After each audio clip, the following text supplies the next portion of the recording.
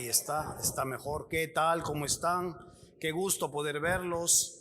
El domingo en la noche hemos pasado un hermoso momento, un momento muy agradable, una locura, fiesta diría yo, una fiesta espiritual.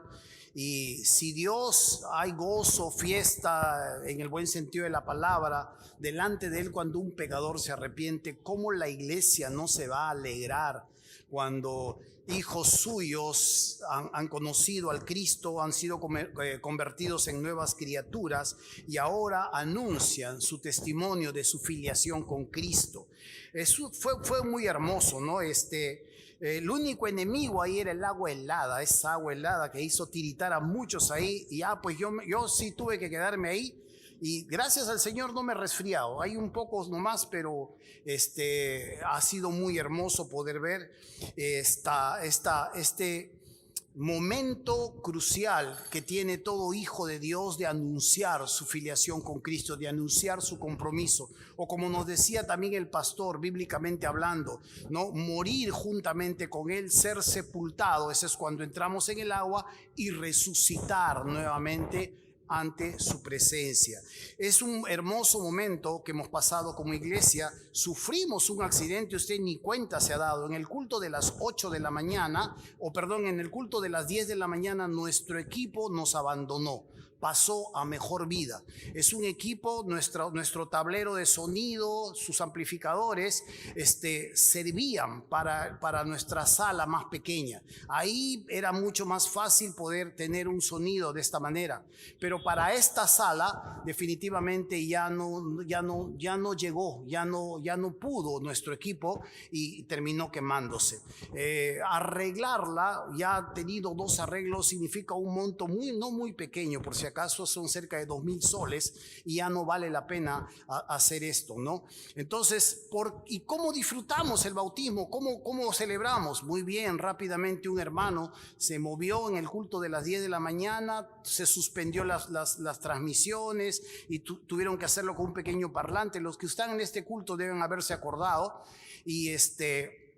Pero en la noche nos prestaron un equipo, nos prestaron un tablero al cual nosotros estamos pagando, estamos dando una ofrenda para que nos puedan prestar. Ese que está sonando en este momento es igual, es el mismo, y nosotros el día lunes tenemos que hacer llegar una ofrenda hasta que podamos nosotros tener nuestro próximo tablero.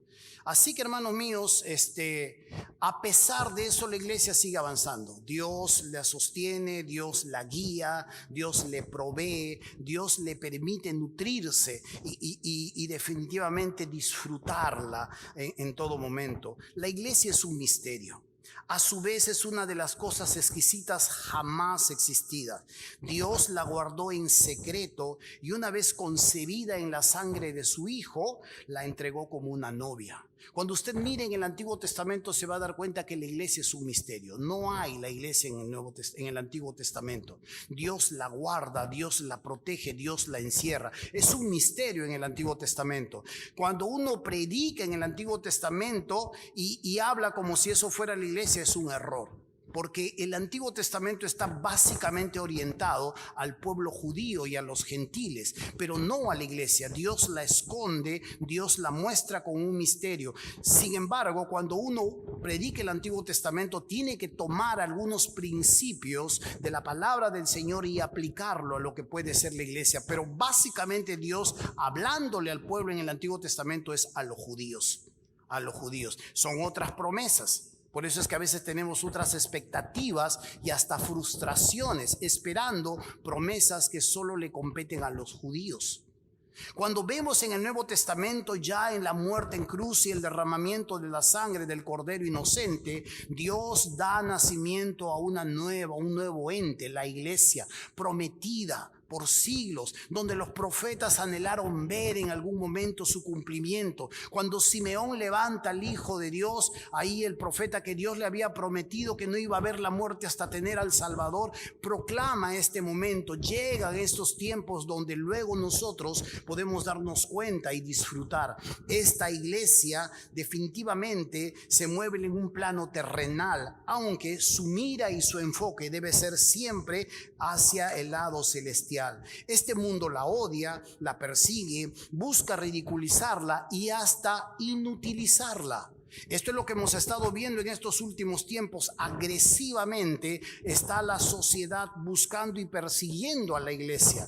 Hay un nuevo momento en la humanidad. La humanidad se prepara para un nuevo tiempo, se prepara para un nuevo estadio. No vamos a hablar un poco de los procesos de la civilización, pero uno de los nuevos estadios que se aproxima en la humanidad y que se está tratando de presionar enormemente es una sociedad transindustrial. La sociedad transindustrial fusiona bajo otros preceptos, bajo otros valores. El valor de la civilización judeo-cristiana sobre la cual está levantada nuestra sociedad, esos valores no sirven para poder llevar a la humanidad a un nuevo tiempo, donde hay mucha población, donde la economía está colapsada. Entonces la transición hace que muchas veces la sociedad sea perseguidora de la iglesia. La iglesia es el baluarte de la verdad y ella está erigida sobre estos fundamentos bíblicos. Los judíos y la cultura cristiana están levantada, la sociedad está levantada sobre estos fundamentos,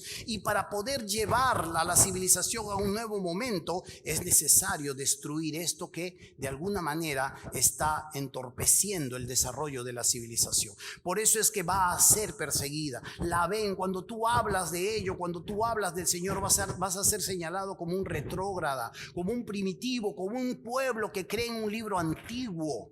Y el cristiano que no está preparado para esto o se hace loco o no tiene mucho que decir, se aleja a veces hasta avergonzado.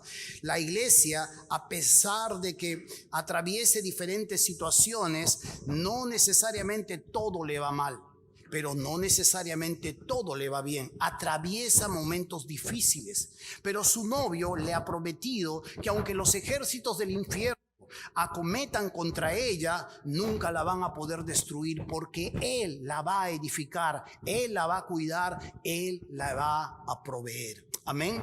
Entonces, cuando miramos esto de la iglesia, definitivamente es una gran urgencia que la iglesia siga avanzando, siga proclamando. Sus buenas obras hablan juntamente con su mensaje, un mensaje de salvación, un mensaje de esperanza. Su novio le ha prometido cuidarla, y este mismo novio le dice a su iglesia que llegue a su presencia con confianza, que no ande afanado por cosas, que más bien llegue a su presencia con total confianza, porque Él simpatiza con ella. Él se ha humanado, Él ha atravesado situaciones similares. Él se cansó, Él se agotó, Él lloró, Él fue tentado en todo, y su trono está sostenido bajo un trono de gracia, y puede darle a su iglesia, a su novia, le puede dar gracia, misericordia y oportuno socorro para librarla de los momentos muy difíciles que van a venir contra ella. Esta iglesia, esta novia, es a su vez un organismo, como también es una organización. La iglesia no solo está compuesta de seres humanos con su trasfondo, sus pensamientos, sus aspiraciones, sus dolores, sus crianzas. Cada uno de nosotros ni siquiera se parece. Este es un organismo que está vivo, que se reproduce, que avanza, pero a su vez también es una organización. Esta organización tiene que trabajar en base a la visión que Dios le da a una iglesia local. Esta organización tiene que manejar con cautela los recursos que Dios le provee, porque si lo despilfarra apresuradamente va a entrar en problemas. Esta organización tiene que velar por el mensaje, que sea puro, que sea sano, y tiene que luego formar a los que Dios le envía para que sean salvos y se integren en la iglesia. Esta organización cuida y tiene que cuidar la unidad entre muchas responsabilidades que tiene. Así que la iglesia no solo es un organismo donde todo es súper espiritualizado, sino que también la iglesia tiene que usar el sentido común, tiene que arriesgar, tiene que velar, tiene que celar, tiene que organizar para que esto pueda caminar de acuerdo a cómo Dios le está llamando a actuar.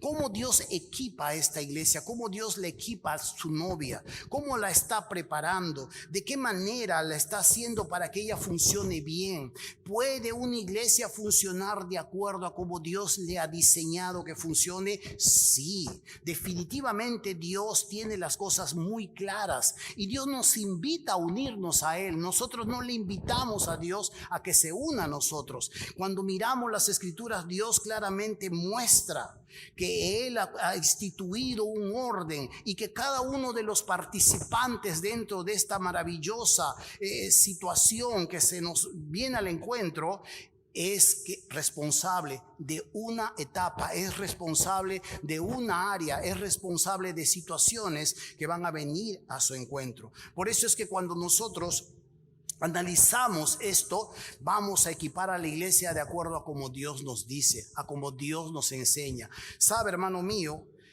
hay responsabilidades muy claras en cómo Dios equipa a la iglesia. Y una de estas responsabilidades primero es del Señor. La primera responsabilidad que el Señor tiene es proveer a la iglesia. Dios le provee a la iglesia de las personas adecuadas. La segunda responsabilidad tiene que ver con el líder. Ese hombre que ha sido levantado, esa mujer que ha sido levantada en la iglesia, es equipar ahora a la iglesia. Y la tercera responsabilidad es la del creyente, que habilita a su propia iglesia, permite que fluya, permite que se sincronice, permite que se una. No causa división, no es el que propaga murmuraciones, sino hace su mejor esfuerzo para que todo pueda estar sincronizado, habilitado, para que pueda fluir la presencia del Espíritu, para que los ministerios puedan de alguna manera sobrenatural, a través de la palabra viva y la presencia del Espíritu Santo, puedan cohesionarse y producir la madurez necesaria que Dios le pide a sus criaturas. Esta es la iglesia. La iglesia es la novia de Cristo. Aún estamos de noviazgo, pero pronto nos vamos a encontrar con Él y pronto vamos a contraer nupcias con el amado. Amén. La alabanza que estábamos cantando en este momento nos habla de una visión que tiene Juan en el Apocalipsis, que es casi similar a la visión que tiene Isaías en el Antiguo Testamento, y mira a uno que está sentado en el trono, donde las serpientes de fuego que tienen 6 alas están volando y están diciendo: santo, santo, santo es el Señor. Pero dan un nombre allí y dicen: santo es el Señor Jehová de los ejércitos, Jehová Sebaot. Cuando uno encuentra en el Antiguo Testamento la palabra Jehová Sebaot, se están tratando del Dios el Hijo. Cuando uno encuentra Jehová Dios, Jehová Adonai, están hablando del Padre. Y en este momento el que está sentado en el trono resplandeciendo y que sus criaturas prorrumpen en júbilo y en alabanza, están mirando al Hijo antes de su humanación, si es que se me permite esa palabra, o de su encarnación, y pueda tomar como hombre esta forma de siervo. A ese nosotros le aspiramos, a ese nosotros le esperamos, y esperamos pacientemente que en algún momento nos vamos a encontrar con Él y vamos nosotros a amarnos y vamos a finalmente unirnos para siempre, por toda la eternidad. Vamos a abrir nuestras Biblias en Efesios capítulo 4. Efesios capítulo 4, versículo del 7 hasta el 16. Efesios capítulo 4, versículos 7 al 16. ¿Llegamos? Todavía. Efesios 4 del 7 al 16. Deje abierta ahí su Biblia porque la vamos a estudiar de manera expositiva. Así que no la vamos a proyectar porque es una gran porción de las Escrituras y usted tiene que también tener su Biblia ahí. Muy bien. Efesios 4 del 7 al 16. Dice así la palabra del Señor. Pero a cada uno de nosotros fue dada la gracia conforme a la medida del don de Cristo. Por lo cual dice: subiendo a lo alto, llevó cautiva la cautividad y dio dones a los hombres.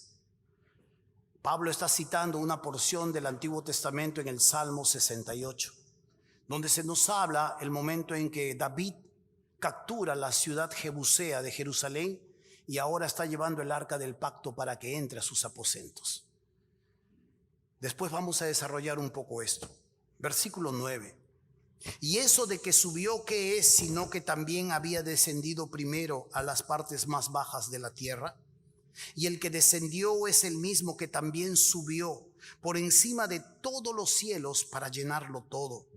Y él mismo constituyó a unos apóstoles, a otros profetas, a otros evangelistas, a otros pastores y maestros, a fin de perfeccionar a los santos para la obra del ministerio, para la edificación del cuerpo de Cristo, hasta que todos lleguemos a la unidad de la fe y del conocimiento del Hijo de Dios, a un varón perfecto a la medida de la estatura de la plenitud de Cristo. ¿Para qué? Para que ya no seamos niños fluctuantes, llevados por doquiera de todo viento de doctrina, por estratagema de hombres que para engañar emplean con astucia las artimañas del error, sino que siguiendo la verdad en amor, crezcamos en todo en aquel que es la cabeza, esto es Cristo, de quien todo el cuerpo, bien concertado y unido entre sí, por todas las coyunturas que se ayudan mutuamente, según la actividad propia de cada miembro, recibe su crecimiento para ir edificándose en amor. Amado Padre, te damos gracias por este momento que tú nos estás permitiendo. Gracias por el enorme privilegio de tener libertad, de poder escoger nuestra propia religión, de poder creer aún todavía libremente y de no escondernos, Señor. Prepara nuestros corazones cuando las cosas se pongan mucho más difíciles. Aumenta nuestro denuedo, nuestro valor. Y permítenos, Santo Dios, disfrutarte aun cuando las cosas no son favorables. Amplía nuestra perspectiva.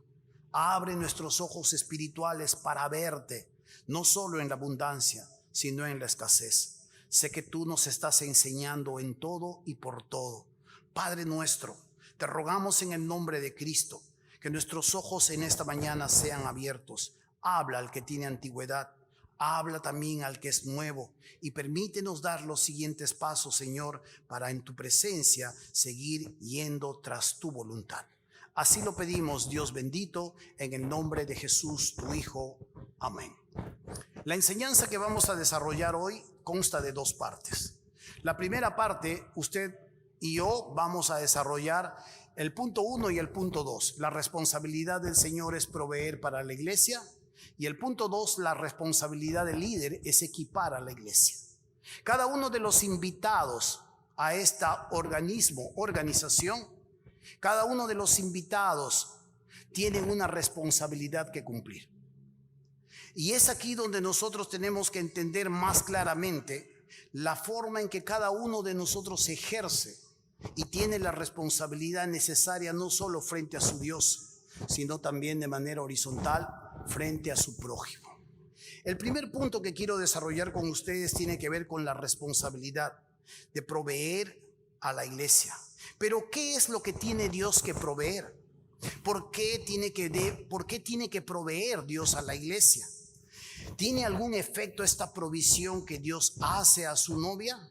¿Y cuál es esa repercusión y en qué se convertirá? ¿Por qué Dios tiene que proveer? Según el versículo 12, la provisión nos enseña un poco, dice, a fin de perfeccionar a los santos para la obra del ministerio. Esto es lo que el versículo 12 nos habla un poco del objetivo de por qué Dios provee. Pero ¿qué es lo que provee? Cuando uno mira el versículo 7 y el versículo 8, nos habla de que a cada uno se nos ha dado la gracia conforme a la medida del don de Cristo. La gracia que recibimos del Señor es un favor que depende por entero de quien la da y no de quienes la reciben. Es Dios quien otorga su favor. Es Dios quien otorga esta gracia, estos favores para que nosotros podamos disfrutarlo. Y no está pues ganado en base a mis esfuerzos. No está ganado y no está recibido en base a mi comportamiento o en base a mi generosidad. Está ganado simple y llanamente porque depende enteramente de aquel que la da. Y es más, hace poco nomás me acabo de enterar de esto, aprendí esto. No solo la da libremente, sino que se deleita en el objeto que recibe su favor. Dios, cuando está otorgando gracia a su criatura, no solo la está dando libremente por su propia voluntad, sino a su vez está deleitando en cómo su criatura recibe esta gracia. Dios es un Dios de amor, definitivamente. Y esta gracia es un acto soberano que se genera por la motivación exclusiva en el corazón del Señor. John MacArthur dice esto: la dádiva más grande de la gracia es la entrega del yo.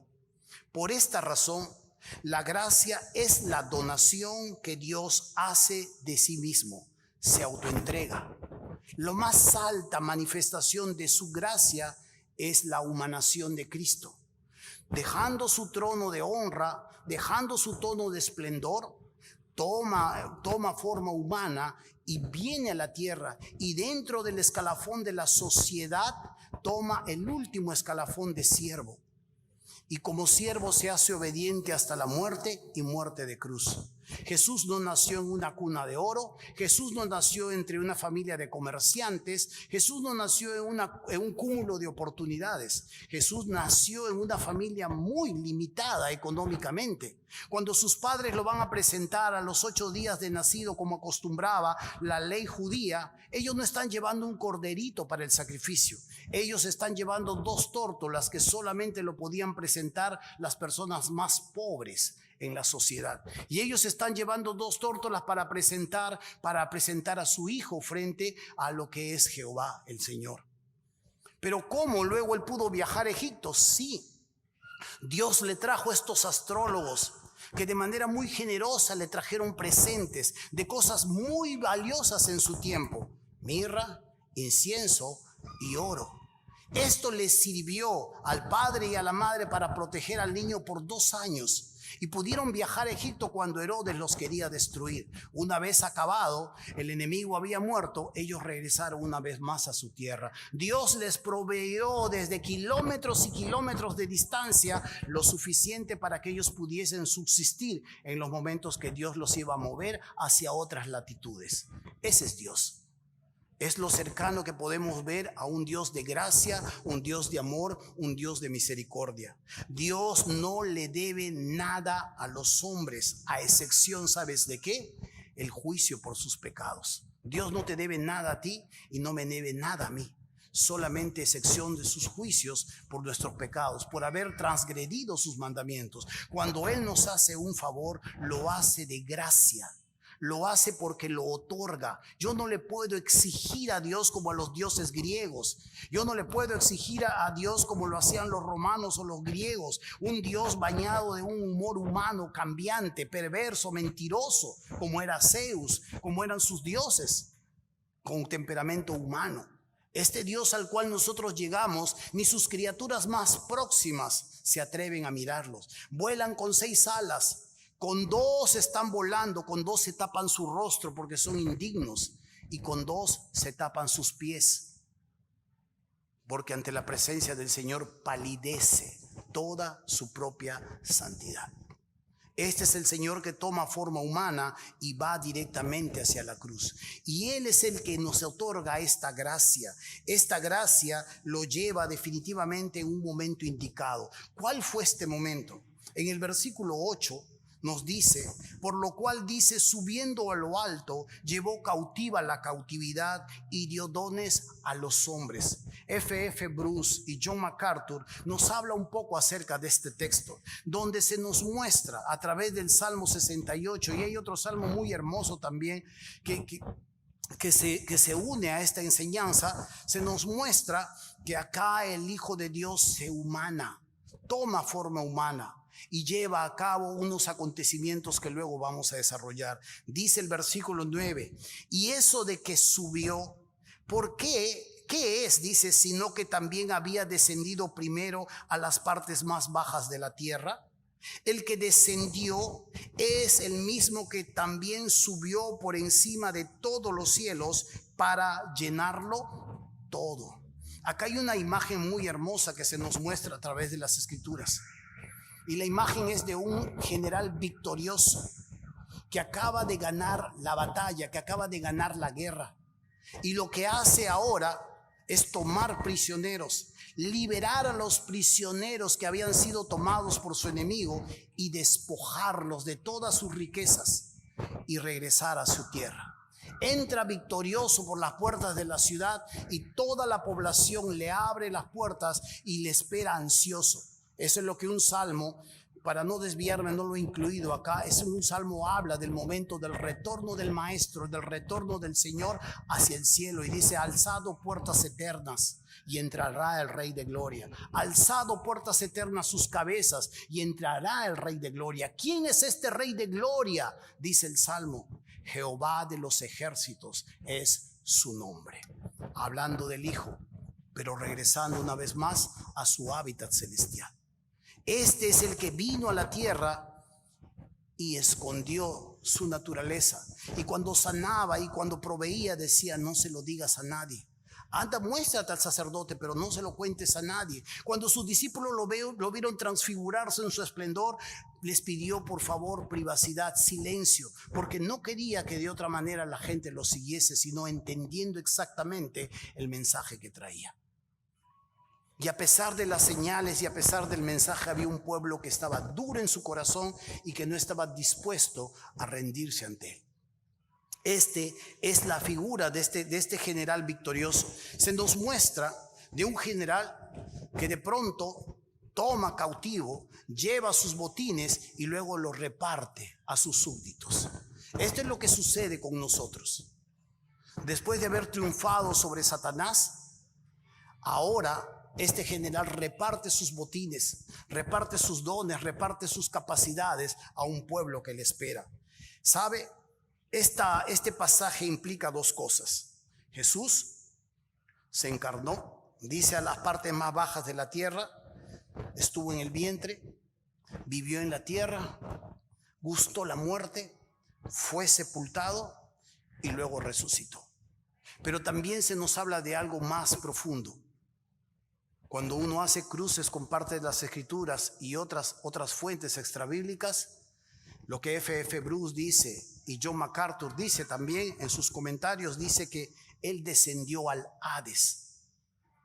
En el Antiguo Testamento es el Seol y en el Nuevo Testamento es el Hades. Él descendió al Hades. En el momento en que fue muerto por 3 días, descendió al Hades. Y en el Hades se mostró su triunfo ante las criaturas aprisionadas. Hay demonios aprisionados en las profundidades que son más malvados de los que tenemos suelto aquí en la tierra. Y él mostró su triunfo a ellos y desató y liberó a los que él tenían presos. Y se los rescató y se los llevó juntamente con todas las riquezas que le habían quitado en su principio al hombre. Estos dones son los que ha repartido a los seres humanos y cada uno de nosotros hemos sido beneficiados con estas capacidades. Y el Hijo, llevándose de retorno al cielo, es por eso que la Biblia nos enseña que anulando el acta de los decretos que había contra nosotros, dice, que nos era contraria, quitándola de en medio y clavándola en la cruz, dice, despojó a los principados y potestades y los exhibió públicamente, triunfando sobre ellos en la cruz. Por eso es que este era un misterio. Las Escrituras dicen que si los príncipes, los gobernantes de este siglo hubiesen sabido que matando a Jesús más bien él triunfaba, nunca lo hubieran matado, nunca lo hubieran agredido. Y este es el fuerte en batalla, no con armas, no con espada, sino donándose a sí mismo, humanando su grandeza y donándose a sí mismo el esplendor más grande de la gracia. Amén. Hay mucho por qué aprender todavía en cuanto a la gracia. Hay mucho por qué aprender todavía en cuanto a nuestra generosidad. Hay mucho todavía por qué aprender en cuanto a nuestro servicio, en cuanto a nuestro sacrificio, en cuanto a nuestro sufrimiento en este mundo por causa de nuestra identidad. Pero sabe, hermano mío, esta generosidad que Él otorga a la humanidad se muestra aquí. Dice en el versículo 9, y eso de que subió, ¿qué es? Sino que también había descendido primero a las partes más bajas de la tierra. El que descendió es el mismo que también subió por encima de todos los cielos para llenarlo todo. Aquí se nos muestra, según el versículo 7 y el versículo 8, que Dios da dones. Pero estos dones no son los dones o las capacidades espirituales que hemos recibido en el momento de nuestra salvación. Estas capacidades espirituales de evangelización, de oración, de fe, de ser un maestro de la Biblia, de ser una persona que puedes servir, por ejemplo, lo sugieres. Estas capacidades no está hablando. Está hablando de otro tipo de don, está hablando de otro tipo de regalo, y son hombres, son personas que Dios, una vez que sube, dona también a su novia, le otorga, le provee personas. ¿Para qué? Según el versículo 12, para perfeccionarla, para prepararla para su servicio, la capacita. Por eso es que la responsabilidad del Señor, el novio, es proveerle a la iglesia. ¿Y quiénes son estas personas? Versículo 11 dice así: y él mismo constituyó a unos apóstoles, a otros profetas, a otros evangelistas, a otros pastores y maestros. Ahora, si usted mira acá hay 4 tipos de personas que tienen capacidades peculiares. Dos de ellos, están puestos en la primera etapa cuando Dios llevó a cabo este plan. La primera etapa tiene que ver con los apóstoles y los profetas. Los apóstoles en el sentido más estricto de su autoridad permanente de la iglesia, los que disfrutaron al Señor, los que anduvieron con Él, los que experimentaron con Él, los que escucharon sus enseñanzas. Y así como el apóstol Pablo también fue incluido, el apóstol a los gentiles. Pero ¿en qué momento adquirió esta credencial? Cuando pasó 3 años en el desierto de Arabia y el Señor mismo lo discipuló. Estas personas, juntamente con los profetas, tienen responsabilidades básicas. La primera parte de este proyecto tiene que ver con colocar los cimientos de la iglesia, la doctrina, la enseñanza, lo que usted ahora aprende, lo que usted entiende. Ellos son los que colocaron todo esto. Los profetas recibían las visiones, recibían en éxtasis o miraban la manera en cómo Dios actuaba y les mostraba. Por eso es que ahora no hay estas capacidades. No hay apóstoles, no hay. Lo que nosotros vemos, esta es una primera etapa donde Dios está obrando, Dios está sentando, y lo que se nos enseña aquí es que estamos edificados sobre el fundamento de los apóstoles y profetas, siendo la principal piedra del ángulo Jesucristo mismo. Ellos recibían la palabra y la declaraban. Ellos daban confirmación de esa palabra mediante señales y prodigios y milagros. Esta fue la primera etapa donde Dios sentó las bases sobre una piedra grande, fuerte, inconmovible, una roca, una masa pétrea que es Jesucristo. Amén. Sobre esa nosotros estamos edificados, y la doctrina de los apóstoles, la sana enseñanza, es sobre la que nosotros empezamos a discipular, enseñar, aprender. En una segunda etapa nosotros vemos a los evangelistas y a los pastores y maestros. Según el versículo 11 dice: él mismo constituyó a unos apóstoles, a otros profetas, a otros evangelistas, a otros pastores y maestros, que es un solo don, no son 2 dones distintos, pastores y maestros y evangelistas. Pero ¿cuál era el papel de estos evangelistas? Los evangelistas son los que llevan el mensaje. Es aquí donde nosotros podríamos aplicar a los misioneros. Son los que tienen el mensaje del Señor, son los que llevan el mensaje a otras latitudes, pero a su vez también tienen un papel primario. Cuando tú miras el versículo 12, que viene desde el 11, que él dice: Dios constituye a unos profetas, a otros apóstoles, profetas, evangelistas, pastores y maestros. ¿Para qué? Versículo 12: a fin de perfeccionar a los santos. Su papel primordial de los evangelistas y de los pastores y maestros es la edificación de la iglesia. Muchas veces se piensa que el evangelista es para la calle nada más, para proclamar el mensaje de salvación. No. Su papel primario de un evangelista es edificar a la iglesia. Al igual que le hace un pastor, al igual que hace un maestro, su papel primordial es edificar a la iglesia. Entonces, cuando vemos esta gran realidad, nos entendemos claramente que estos hombres son otorgados a la iglesia como regalos. ¿Para qué? Para su crecimiento y su desarrollo. Ámelos, cuídelos, ore por ellos. El día de ayer le celebraban el cumpleaños a uno de esos regalos entre las jovencitas. Y le habían comprado sus regalos, habían hecho su propia colecta y le habían llevado a comer pollo porque saben que tiene buen filo también ese regalito. Entonces le compraron su torta, le compraron su pollo y la honraron porque es un regalo que Dios les ha dado a esas señoritas. No solamente porque dirige una casa de paz, sino que ella misma es un ejemplo para ellas y ella misma les instruye en la verdad. Usted recibe regalos en su vida. ¿Cómo está tratándolos? Son personas que Dios les ha dado a ustedes para que ustedes puedan ser edificados, para que puedan ser consolidados, para que su corazón avance, crezca, profundice. ¿Qué está esperando de ellos? Sabe que a veces estos regalos pueden llevar hasta una vida solitaria. Sabe que su próximo amigo puede ser un próximo líder y con el que no van a hablar a veces sus problemas porque solamente están esperando que ellos le solucionen el problema a los demás y que escuchen los problemas de los demás. Hay una vida solitaria a veces en parte de estos regalos. ¿Cómo estamos interactuando con ellos? ¿Cómo usted trata a los regalos que recibe? Tal vez es como el niño que no quiero, no me gusta este regalo, lo tira a un lado. O tal vez los descuida o empieza a apreciarlos. El apóstol Pablo decía esto en Gálatas 6:6.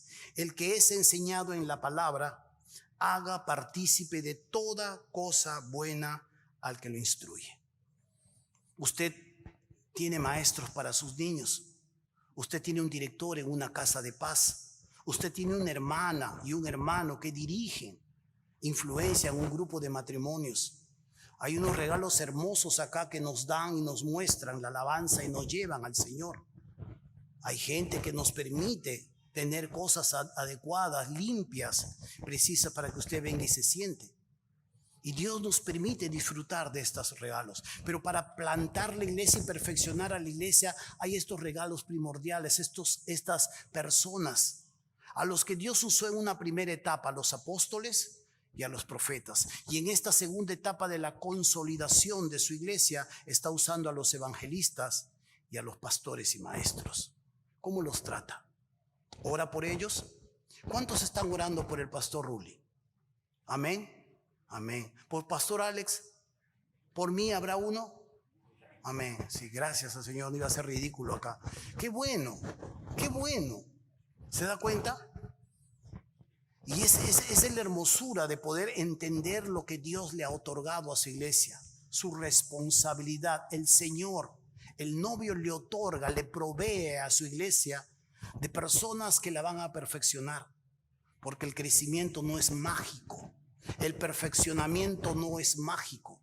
Hay instrucción, hay de por medio todo un proceso de transformación. ¿Y cuál es la responsabilidad de estos líderes, de estos regalos? Ese es el segundo punto al que yo quiero ir.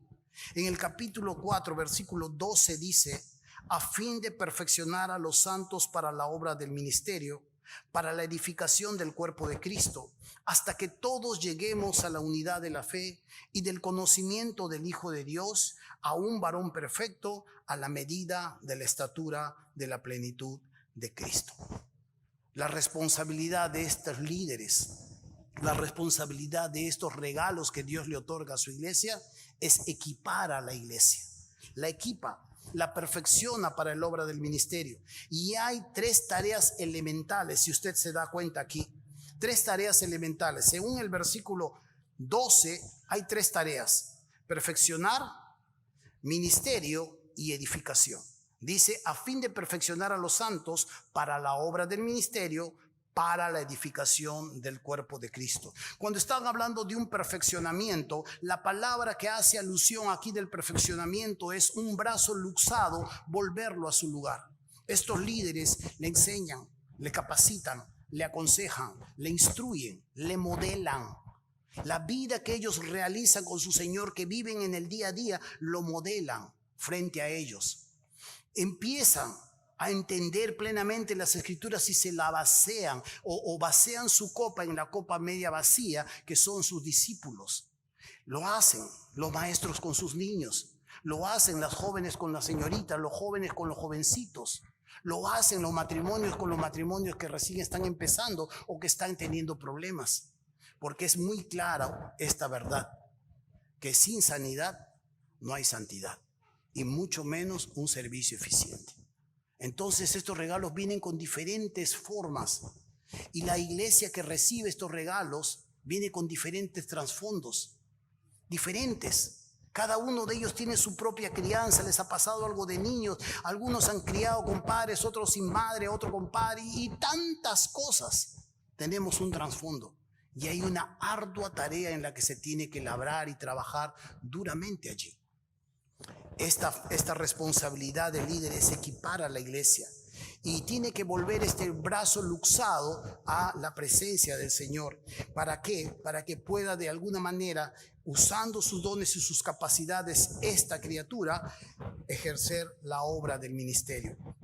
Los líderes no producen crecimiento. El único que produce crecimiento es el Señor. Amén. Los líderes que hacen, oran, aconsejan, instruyen, disipulan, modelan, amonestan si es posible y a veces hasta son parte de la disciplina.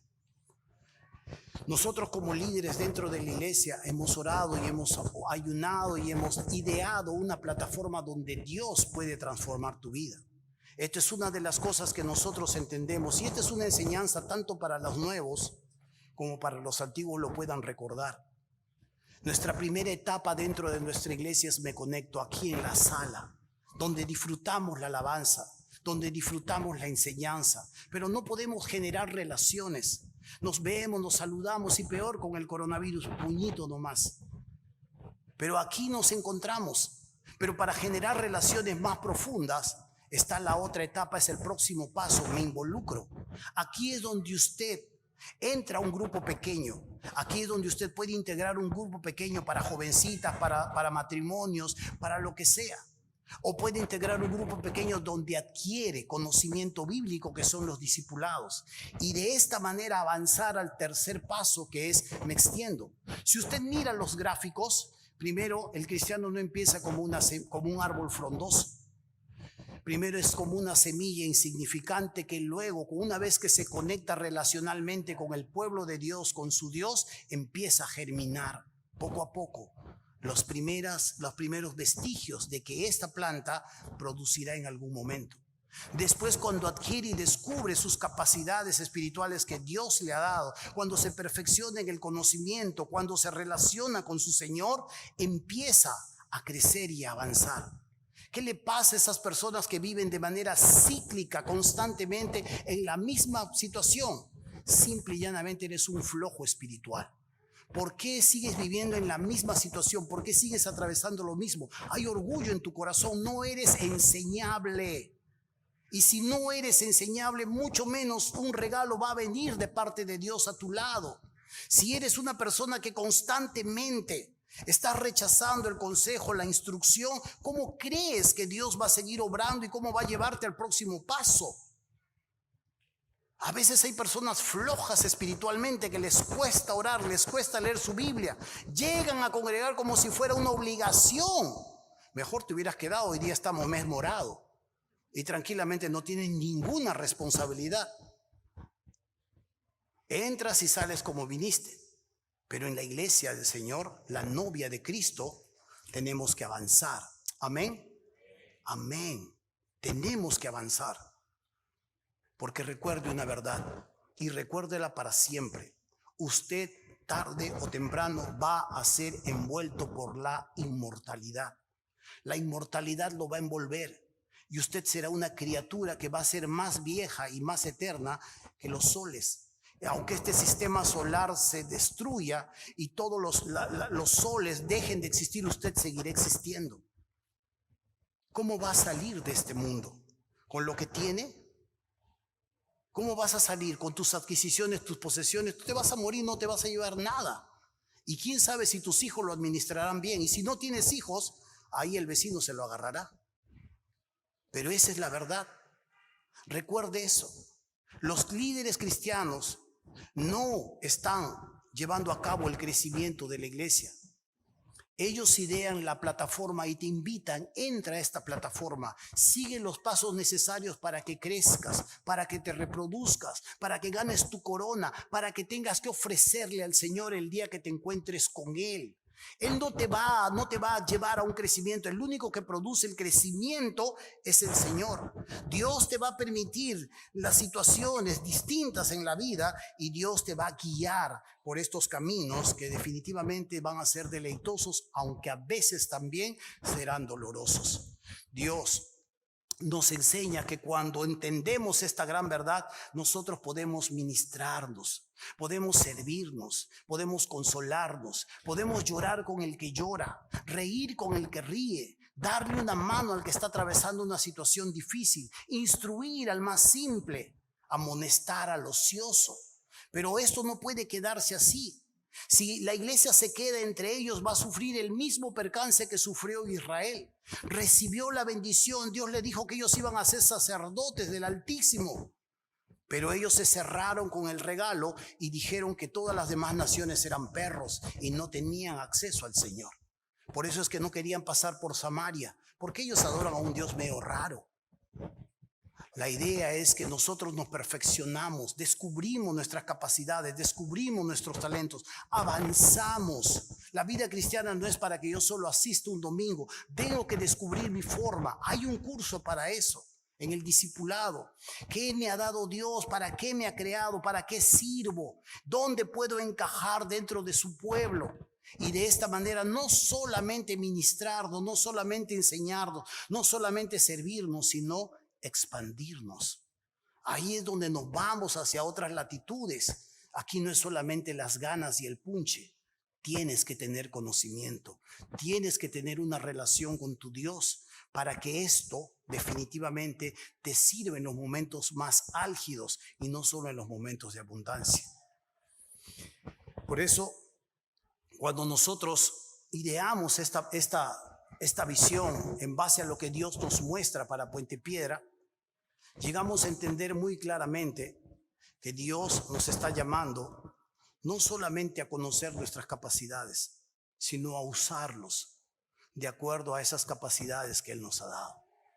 Concebimos claramente que nosotros no producimos crecimiento, pero sí producimos una plataforma bíblica en la cual Dios puede producir el crecimiento si das los pasos adecuados. ¿En cuál de los pasos estás? ¿Te has quedado como semilla? ¿O has empezado a germinar?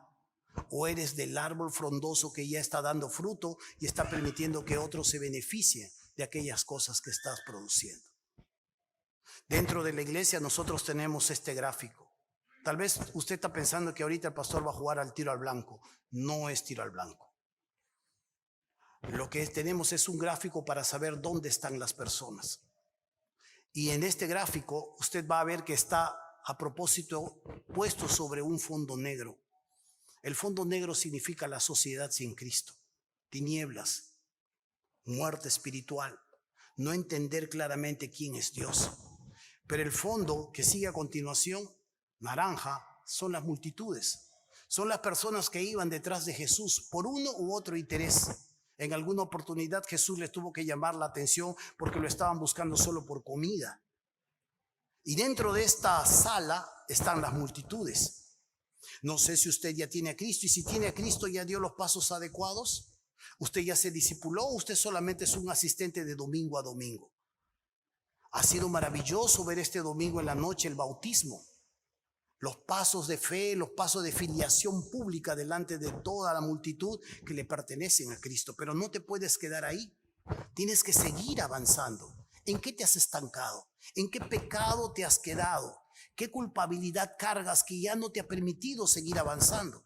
Es un momento de afrontar esas situaciones. Es un momento de buscar ayuda y de buscar consejo. Pero en la multitud son personas que son curiosos, no hay responsabilidad, no sirven. No le sirven al pueblo, no le sirven al Señor. Beben del Señor. Piden al Señor. Señor, si estoy mal, por favor, sáname. Señor, si necesito dinero, por favor, provéeme. Señor, si mis hijos pasan un peligro, por favor, cuídalos. Beben del Señor, le piden al Señor. Y cuando a veces se enojan un poco, le exigen al Señor. De vez en cuando le dan una ofrenda al Señor para hacer trueque con Él. Mira, Señor, yo te doy, pero quiero que me bendigas acá, por favor. Y a veces piensan que un ayuno va a hacer a Dios torcerle el brazo, como dicen los falsos maestros. Esas son las multitudes. No se disipulan, solamente asisten. Y no se diferencian en nada a los que van los domingos a golpearse el pecho y a decir por mi culpa, mi gran culpa, por mi culpa, y luego salir de la iglesia y seguir la misma vida de siempre. Esas son las multitudes. Con las manos vacías llegaste, con las manos vacías te vas a ir delante del Señor y te vas a presentar así. La segundo grupo están los comprometidos. Estos son los semiángeles, son los miembros de la iglesia, son los que han entendido su papel dentro de la iglesia y asumen la responsabilidad de lo que Dios les enseña. Crecen en su membresía, entienden su paso. Acá hay varones que, por ejemplo, se comportan hasta como miembros. La iglesia de Pachacute desde hace un tiempo atrás está buscando construir pagar sus machimbraos. Un hermano ha donado toda la materia prima para que la iglesia, con los fondos que reciba, pueda pagar esos machimbraos. Amén. Van dando pasos, son nuevos entre nosotros.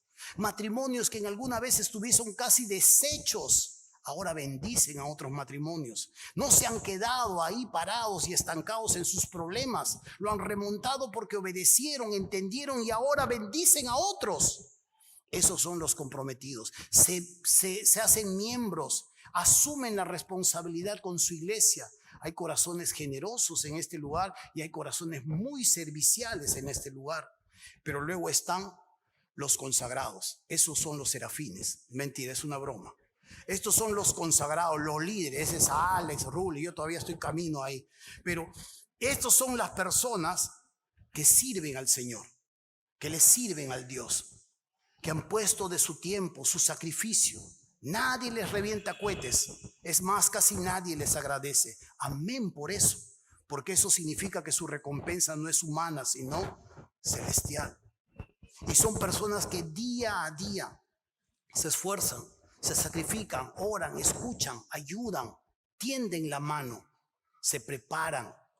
Y esto es lo que hay en la iglesia. ¿Dónde estás tú? La idea es que desde las tinieblas tú llegues hacia el centro. Tienes que tener aspiraciones. Tienes que saber que tu paso por este mundo es pasajero, que pronto te vas, que pronto nos vamos y que pronto vamos a estar delante de nuestro Dios. Y como le estábamos cantando en la última parte, vamos a palidecer delante de Él y le vamos a reconocer quién es Él. Y vamos a darle gracias por esa donación que hizo de sí mismo. Esa donación del que se dio por sí mismo y se fue clavado en la cruz. Ese es el Señor que nosotros servimos. Ese es el Señor que nosotros adoramos. Ese es el Señor que nosotros esperamos. Amén. Amén. Amén. Amén. Parece que más les he insultado que alegrado. Dios es un Dios bueno. Dios no hace su iglesia y no edifica su iglesia a la loca. Dios tiene un plan. Dios equipa a su novia. El próximo domingo vamos a ver cuál es nuestro papel en la iglesia y hacia dónde debemos apuntar y en dónde debemos culminar. Pero Dios, el Señor, tiene un propósito muy claro con su pueblo. Dios, el Señor, lleva a la iglesia hacia propósitos más elevados de lo que nosotros podamos aspirar. ¿Qué es para usted venir a la iglesia? ¿Qué significa para usted el Señor? ¿Es una religión o es una relación? Dios ha ido tomando medidas claras y proveyendo a su iglesia de personas adecuadas. Trátelos bien, ore por ellos.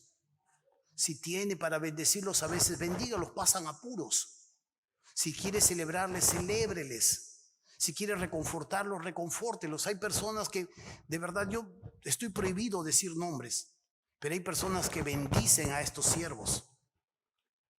Los bendicen, como hay personas que solo esperan de ellos que estos siervos los bendigan nada más. Trate bien a los regalos que Dios les ha entregado. Trate bien a los regalos que los ha envuelto Dios de carne, y que con capacidades específicas no solo te están perfeccionando a ti, están perfeccionando a tus hijos, y será a los hijos de tus hijos. Hermanos míos, la responsabilidad del Señor es proveer para su iglesia de estos líderes claros, y la responsabilidad del líder es equipar a su iglesia. Cada uno pueda hacer la obra del ministerio. ¿Por qué vive cíclicos, momentos cíclicos que se repiten continuamente? Eso respóndetelo tú. ¿Cómo es tu corazón? ¿Eres enseñable? ¿Eres dócil para el aprendizaje? ¿Eres de alguna manera influenciable? Si no eres influenciable, no eres enseñable. Así de simple. Permite que Dios obre en tu vida. Y permite que Dios te lleve a los próximos pasos y niveles donde tú nunca probablemente has pensado llegar. Él lo va a hacer. Si estás atravesando momentos difíciles, situaciones difíciles, no mire las circunstancias. Mira al Dios que te está llevando por esas situaciones. No te pierdas la fiesta, porque Dios probablemente está formando algo que no va a formar en ti en la felicidad y en la abundancia. No te pierdas eso. Si estás atravesando momentos muy de triunfo, donde Dios te está llenando de cosas, te está llenando de adquisiciones, no te encariñes con todo eso. Mira al Señor que te lo ha dado, porque Dios espera que tú lo administres bien y espera que seas liberal en su uso para con esto. Si Dios te está llevando por caminos que probablemente son nuevos para ti, abre bien los ojos, agudiza los sentidos y pídele al Señor urgentemente: dame discernimiento para verte no solo en los momentos buenos, sino en los momentos que no estoy bien en mi ánimo. Dame ese discernimiento. Permíteme verte en los momentos de sequedad, como permíteme verte en los momentos de locura. Amén.